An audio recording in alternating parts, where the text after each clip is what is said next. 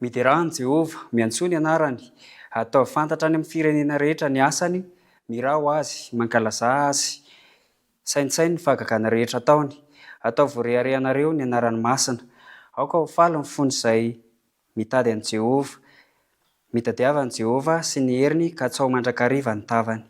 Amen.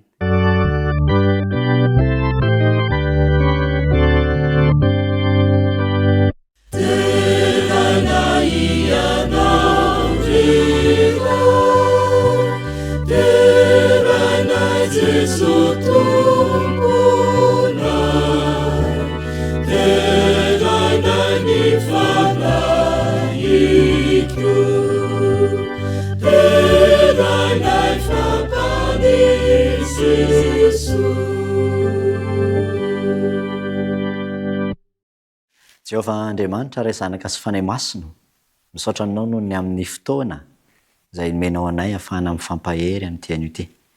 Vera sy mankalaza ny anaranao izay. Ary mahatsiaro ny tsy famendrehanay izay mangataka ny famindram-ponao, maniry ny aona aminao indray. Ka mangataka ny fanatrehanao izay ny fanainao masina no irinay anenika ity fotoana ity, voninahitry anaranao. Tonoana sy angatana anaron'i Jesosy Kristy izany vavaka izany, misaotra ray eo. Amen.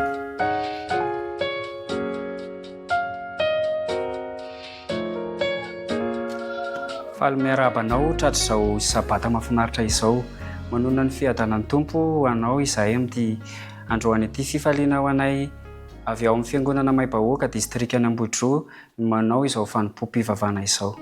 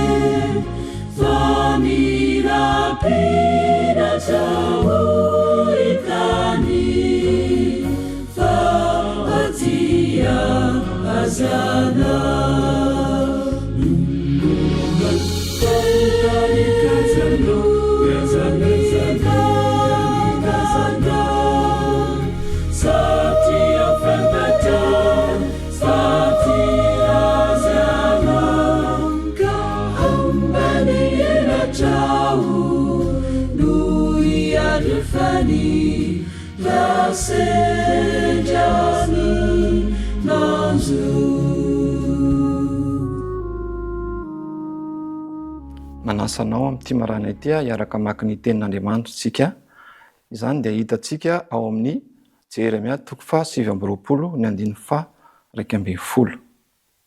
Jeremia 7:2. Amin'ny anaran'i Jesosy. Izao mahalala ny hevitra hiverako anareo hoy Jehova, dia hevitra hahatonga fiadanana fa tsy loza, mba hanome anareo fanantenana ny amin'ny farany. Manasanao hivavaka.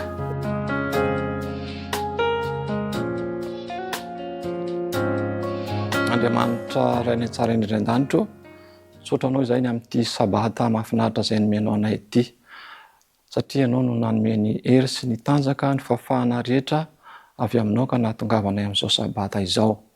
dera sy laza ary ny voninahitra dia anao ray zanaka fanahy masina hatramin'ny taloha indrindra ka ho mandrakizay.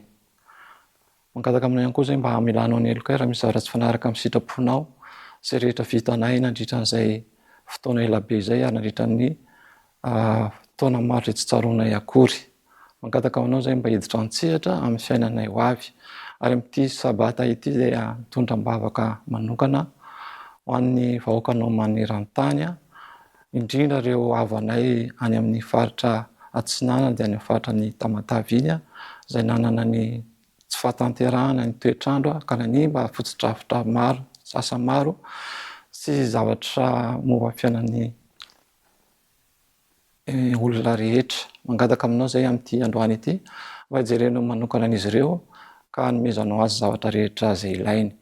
Misaotranao ihany koa zay satria mbola afaka mifampitondram-bavaka ho an'ity firenena ity, ho an'ireo mpitondranay, ho an'ireo mpitondranay ihany koa amin'ny alalan'ny fiangonana izay misy anay. Mba ianao hijery manokana izy ireny ka hanome tolotsaina sy ny fahafahana rehetra ahafahan'izy ireny mitondra ny fiangonanao. Dia zay rehetra fantatra fa mahasoa no angatanay amin'ity maraina ity. Tonoina vahoaka amin'ny anaran'i Jesosy.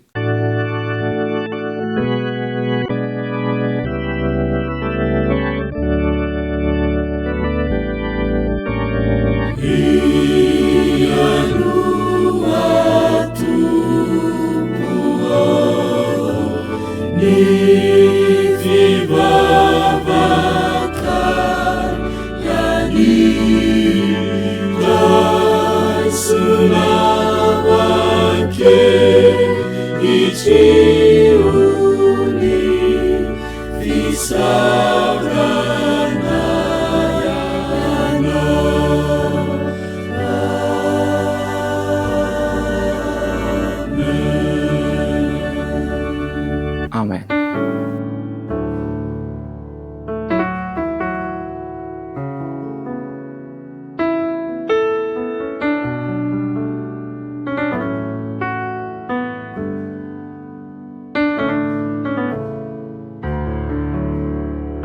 Zaho isika riavana dia tonga eto amin'ny fanompom-pivavahana ho an'ny ampahafolony sy ny fanatitra. Toko sy andininy anankiray no hisaritako any sainao androany dia tantara anankiray aho tantaraiko anao. Andeha hovakitsika izay voasoratra ao amin'ny Lioka toko fahaenina andininy fahavalo amby telopolo. Lioka toko fahaenina andininy fahavalo amby telopolo izay mivaky manao hoe amin'ny anaran'i Jesosy omeo dia mba omena ianareo. Fatra tsara sady ahitsana no afatratra ka mihoatra no omeny ho ao ampofonareo. Fa izay fatra ataonareo no hamarana ho anareo kosa. Nisy tantara anankiray tany ivelany tany, université tany Turquie tany. Rehefa tao anatina fotoana maromaro izy ireo nanao fandinihana momba ny aretina anankiray izay fantatsika rehetra dia ny tosidra izany. Dia rehefa nodinihana ireto marary ny tosidra ireto dia toa tsy hita izay fivoarany, tsy fantatra izay hasitrana azy ireo. Ka tao anatin'izay fotoana izay indrindra dia inona nataon'izy ireo ianao? Isan-kerinandro dia nozaraina vola ireo marary ny tosidra rehetra.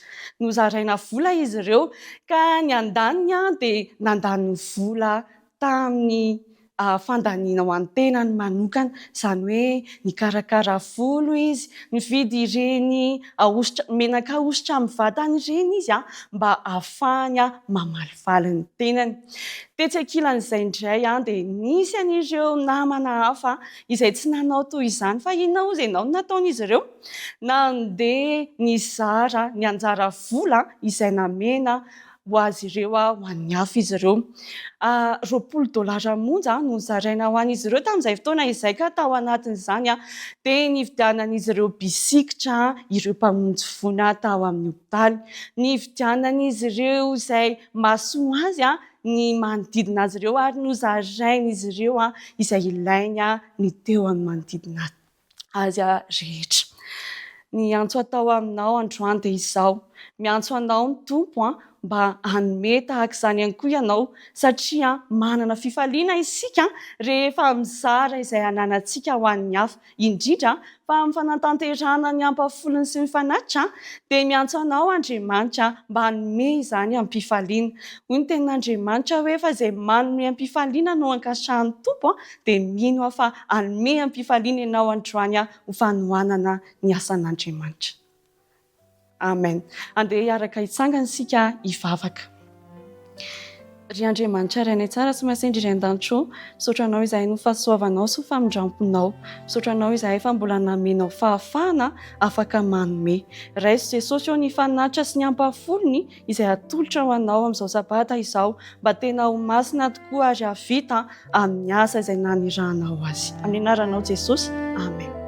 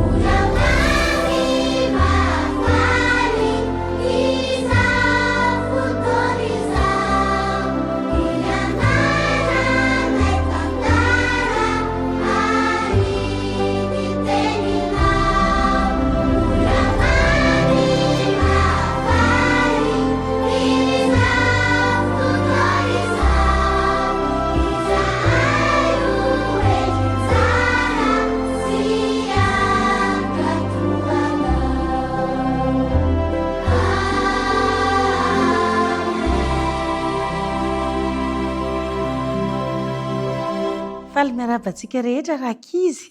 Manasa anareo anaraka ny fandaharantsika amin'ity anio ity a. Tantara kely mahafinaritra be ho anareo afa zao hivavaka aloha sika.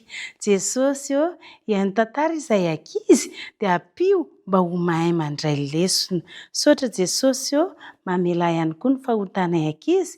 Amen. Zao rakizy a, tao an-dakozia ny Sion tantara. Ineny a sy Lita kely a no hitantsika ao anatin'ny tantara dia tamin'ity indray andro ity zany a mitaty ranorana foana neny a atao fisasana. Nikarakara sakafo tao an-dakozia ary neny tamin'io fotoana io. Andeha hanasa salady mihitsy neny dia namoaka koveta anankitelo teo tokotany aloha neny a. Hoe aleo mba eto tokotany eto sasako ity salady ity dia amin'izay a tsy lena rano ny lakozia. Namoaka rano amin'izay neny a andeha hanasana salady.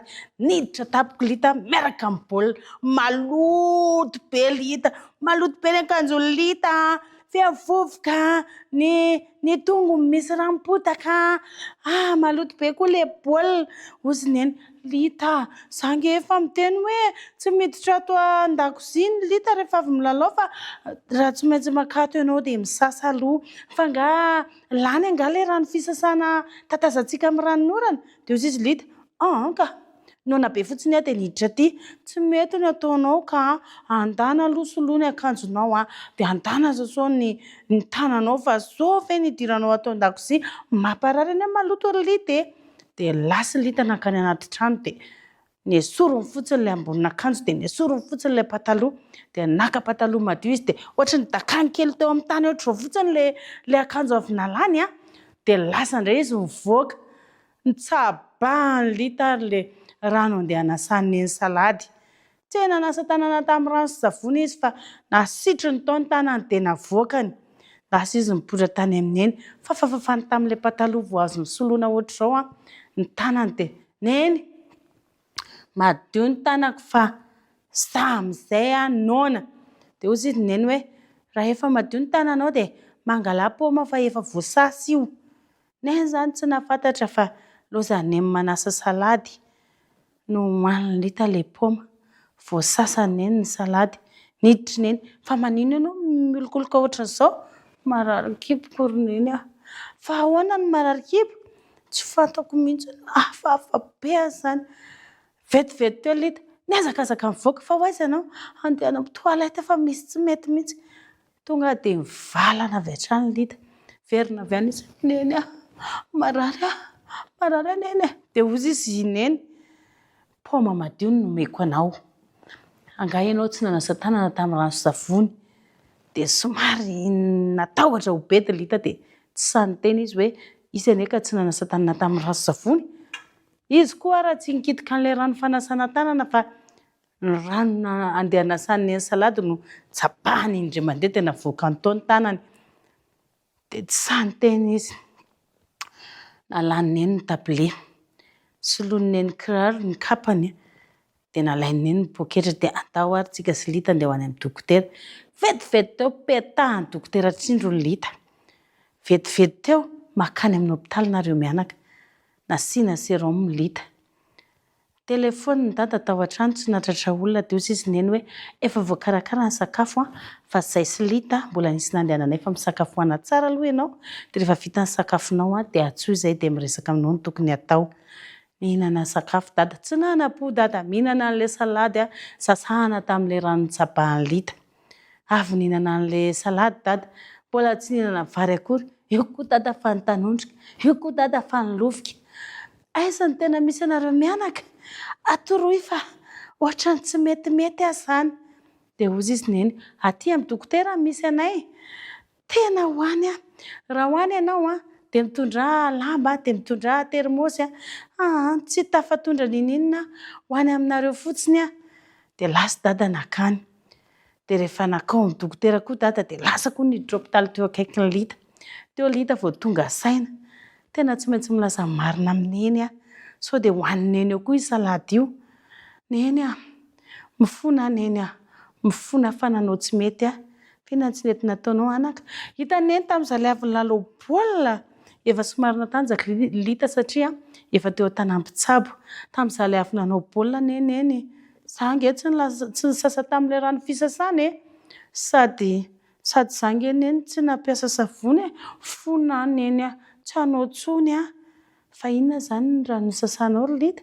Zangy tsy nanasa tanana fa nahoana nitako manto ny tanany Lita ka nitsabako le rano tamin'ny sao dia hoy zany mantsy fa fakotro ny tanako rehefa avy nitsabako hoy zany mantsy hoe efa madio ny tanako fa hihinana paoma indray ry Lita hozy izy neny satria ianao nilaza marina satria ianao efa mifona dia izao aza mamerina tsony amin'ny sisa fa izao neny azonao fitahana neny azonao iantahantana fa ny dokotera zao tsy azonao iantahantana efa indroa zao ianao nitrindrona zao ianao misy sérum tsy fantatra hoe inona koa no mbola ataonao mandra-pivoakanao eto dia dada nihinana an'ilay salady io dada tsy fantatra anao hoe roviana koa dada no salama dia za zany zao tsy maintsy andahoanareo mianaka vetivety dia eo aloha nareo satria izao andeha hanary an'ilay salady sao dia misy mihinana eo koa ilay salady na sao dia tsy tadidiny neny dia lasa neny koa mihinana an'ilay salady na neny ny Lita tena nanenina izy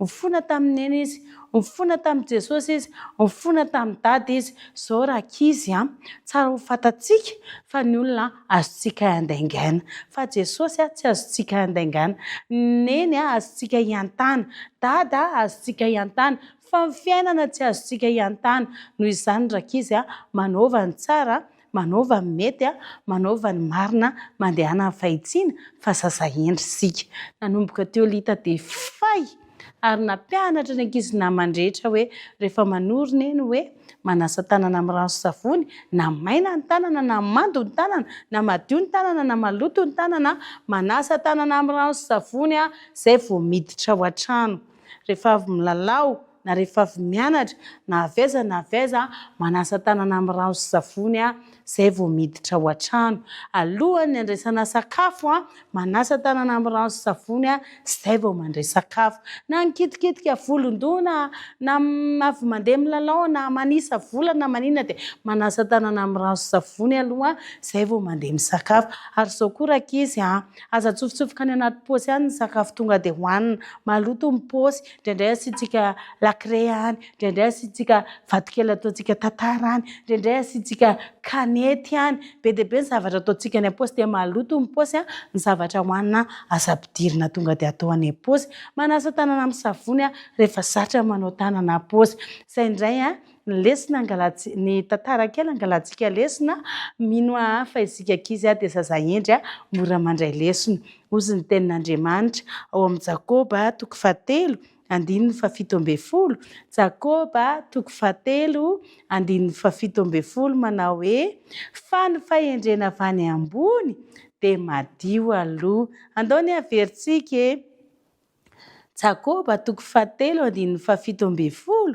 fa ny fahendrena avy any ambony dia madio aloha miara-mamerina amiko eny ankizy fa ny fahendrena avy any ambony dia madio aloha mino fa isika ankizy rehetra manomboka izao dia hiova amin'ny fomba fanao ary tsy hoentintsika ny an-dakozia any reny baolina hoentintsika milalao reny tadidio rakizy fa mety madio ilay tokotany ilalaovanao fa mety ny kapanao na ny kiraronao avy nandeha tany amin'ny toerana maloto dia mitondra maloto amin'ny toerana io rehefa avy milalao tsika rakizy ajanona eny ambaravarana ny kapa fa manjary mitondra maloto any an-trano alohan'ny akarantsika any am-pandriana sasao tsara ny tongotra dia tsy mahazo entina any amin'ny efitra mifandriana koa ny kapa satria ny fahendrena avy any ambony dia madio aloha hivavaka tsika rakizy Jesosy misaotra anao zahay fa taloha dia nahafangaronay ny maloto sy madio ankehitriny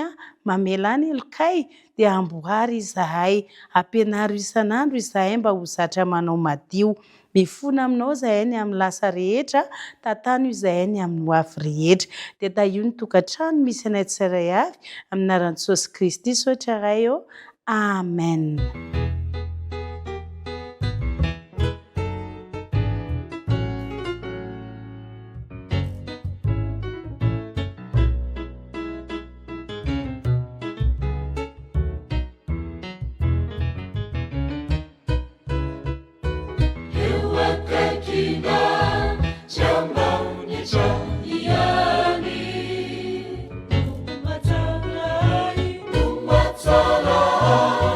Nafa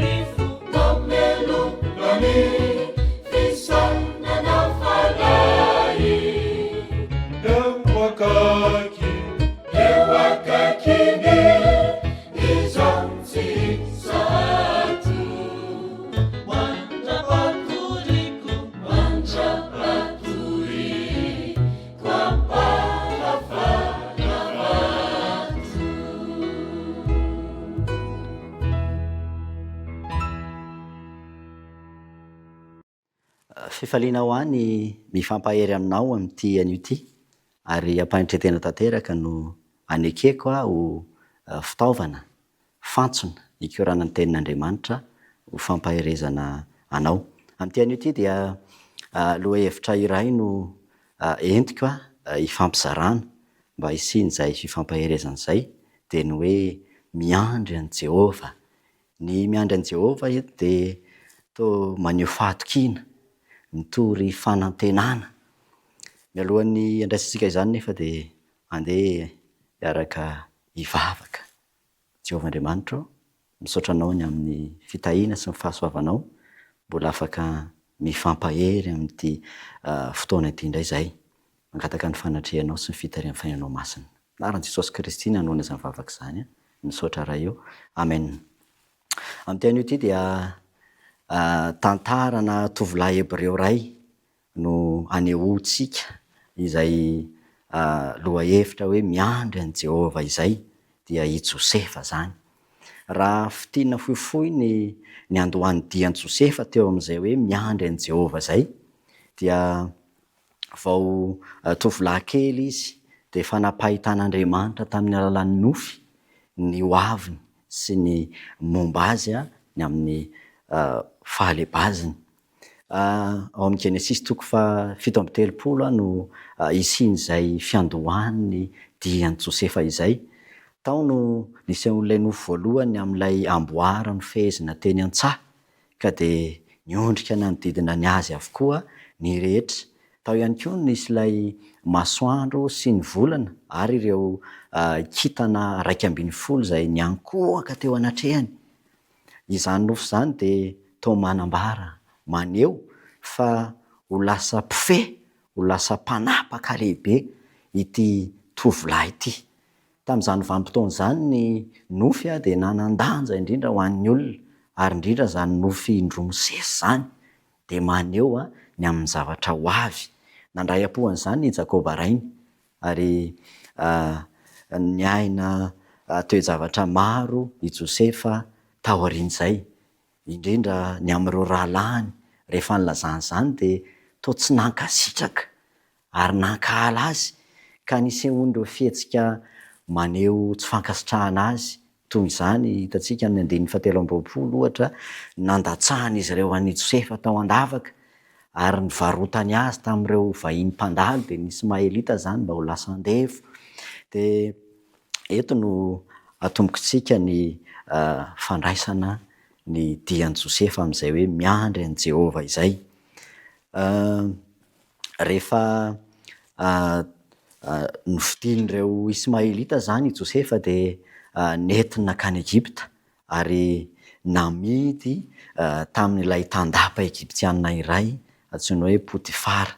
Izay ilay toy ny fiainan'i Josefa zany. Hitantsika eo amin'ny Genesis 7:30 izany. Teo zany nanomboka ny fiovavam-piainan'i Josefa. Andeha hiaraka hamaky mihitsy sika. Hamaky ny Genesis 7:30 ny andininy 2 hatramin'ny 5. Vakiana anaran'i Jesosy zany. Ary Jehova nomban'i Josefa dia lehilahy nambinina izy ary nitoetra tao an-tranon'ilay Egyptiana tompony izy ary hitan'ny tompony fa nomban'i Jehova izy ka izay rehetra nataony dia nambiny Jehova avokoa teo aminy. Andininy 4. Ary Josefa nahita fity teo imason'ny tompony ka dia nanompo azy dia notendreny ho mpikarakara ny tao an-tranony ary izay rehetra nananany dia natolony ho andraikiny. Andininy 5. Ary hatramin'izay nanendreny azy ho mpikarakara ny tao an-tranony mba amin'izay rehetra nananany dia notahian Jehova ny tranon'ilay Egyptiana noho ny amin'i Josefa ary ny fitahian Jehova nomba izay rehetra nananany na ny tao an-trano na ny tany an-tsaha. Eto no isehoan'ilay fahatokiana, ilay fiandrasana an'i Jehova. Rehefa miandry an'i Jehova ny olona iray zany ary saiko mihitsy ianao mba handray fanapahan-kevitra miandrasa an'i Jehova fa tombontsoa lehibe no sehon'izany tahaka ny niseho tamin'ny Josefa teto amin'ity fotoana ity. Misy tombontsoa 3 lehibe zany niseho arak'izay vaky teny izay nivakiana izay. Hita ao amin'ny 3 ny tapany be teo fa izay rehetra nataony dia nambiny Jehova avokoa teo aminy. Sain'Andriamanitra ianao amin'ity an'ity mba hiandry azy, hitoky aminy fa izay mandray izany fanapahan-kevitra izany dia ho feno fitahiana, ho tahiana ny asan'ny tananao. Ary ny tombontsoa faharoa dia eo amin'ny 4 tapany B ihany koa mivaky toy izao amin'ny anaran'i Jesosy hoe izay rehetra nananany dia natolony ho andraikiny. Ilay fananan'ilay tandapa zany io, ilay tompony nakidiny tamin'i Josefa avokoa satria nitombo fity, izany hoe ny androso ny fisakaizany, ny finamanany, ny fampitokisany ka dia nomeny andraikitra Josefa avokoa ny fananany rehetra. Ary ny tombontsoa fahatelo lehibe dia eo amin'ilay 5 averina vakiana kely ilay Genesis 7:30 ny 5 vaky toy izao anaran'i Jesosy hoe ary hatramin'izay nanendreny azo mpikarakara ny tao an-tranony mba amin'izay rehetra nananany dia notahian Jehova ny tranon'ilay Egyptiana. Amin'ity an'ity dia mahafinaritra ny mandray fa izay rehetra miandry an'i Jehova, izay rehetra miandry an'i Jehova dia ho feno fitahiana, ho feno ny fahasoavana avy amin'ilay tompo ary hitombo fity amin'ny olona, amin'ny manodidina, amin'ny hafa ary ny lehibe indrindra dia ho fitahiana ho azy ireo. Amin'ny ity tapany farany ity dia iarahana mijery indray ny firosoan'ny dian'i Josefa teo amin'izay hoe miandry an'i Jehova izay. Amin'ny hodingantsika ny tantara itsabikina any amin'ny tapany farany amin'ilay tantara dian'i Josefa isika. Ao amin'ny Genesis 1:7 toa manambara fa indro efa tonga mby akaikiny amin'ilay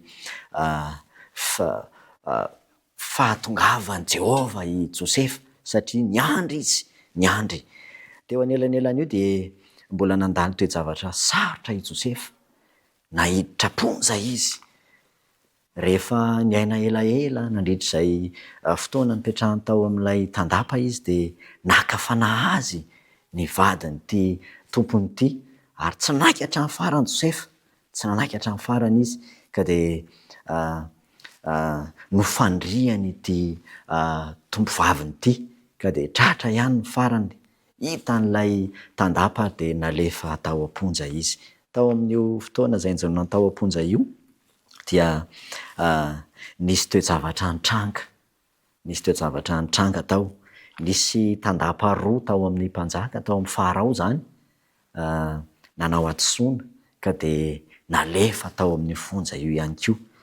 Ary tao no niaonany tamin'i Josefa ary dia nanonofy ireto tandapa roalahy reto ka dia Josefa no nanambara ny hevitra izany nofo izany, nanambara izany hevitra izany nofo izany i Josefa. Ary taorian'izay no isehony ty dingana farany izay ifampaherezantsika ity. Ao amin'ny Genesisy toko faha 150 zany no hojerentsika farany ahafahana manatsoaka lesona, mifampahery amin'izao sabata izao. Ny zavatra voalaza sy tantaraina eto amin'ity toko ity dia ny amin'ilay nofon'ny Farao, nofon'ny Farao. Rehefa tonga ny tsingeritaona zany hoe anniversairan'ny Farao, nanao fanasana be izy ary anisany mba natsoina sy navoaka ponja tamin'izany ihany koa ilay tandapany anankiroa. Ny anankiray moa ilay mpitondra ny kapoaka ny ranom-boaloboky Farao ary ny iray dia ilay mpitondra ny mofony. Tamin'io fotoana indrindra no niseho ilay nofon'ny Farao ary dia nantsoina ny olon-keny rehetra manerana any Ezipta. Nantsoina ihany koa ny mpimasy fa tsy nahafa-po azy ny hevitra ny fanazavana ilay nofy. Tamin'izay fotoana izay indrindra no tsaroany reto tandapa reto. Dia andeha ho vakiantsika izany ao amin'ny Genesisy toko faha 150 ny andininy 12 sy 17. Vakiantsika amin'ny anaran'i Jesosy izany. Genesisy toko faha 150 ny andininy 12 sy ny 17. Ary tao aminay dia nisy zatovo hebreo anankiray, mpanompon'ny mpifehy ny mpiambina, dia nambaranay taminy ny nofonay ka nolazainy taminay ny heviny. Samy nilazany araka ny nofonay avy zahay, andininy 17, ary samy tonga araka izay efa nolazainy taminay indrindra izany. Izao nampodiny ho eo amin'ilay nipetrahako fa izy kosa nahantony.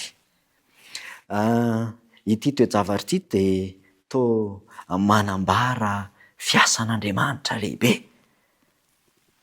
Tian'Andriamanitra ho tsapanao amin'ity anio ity fa azo itokina izy, azo endrasana izy, fa i Josefa dia niandry azy. Ary raha ity toe-javatra ity no jerena dia efa planin'Andriamanitra ny nandefasana ny izy roalahy reto ao am-ponja. Taiza teto ambonin'ny tany mbola nisy an'izany hoe mpikarakara ny sakafon'ny mpanjaka nanao atosoana, nogadraina, ary nisy aza elohana ho faty mihitsy. Fa ireto dia nogadraina fotsiny tao am-ponja izay nisy an'i Josefa, ary avy eo dia navoaka indray. Mbola tsy nisy an'izany teto amin'ny tantaran'ity tany ity, kanefa izany ny zavatra niseho. Ary nampiasain'Andriamanitra mihitsy ireto mpanompo roalahy ireto mba hanandratana an'i Josefa, ilay miandry sy matoky an'i Jehovah.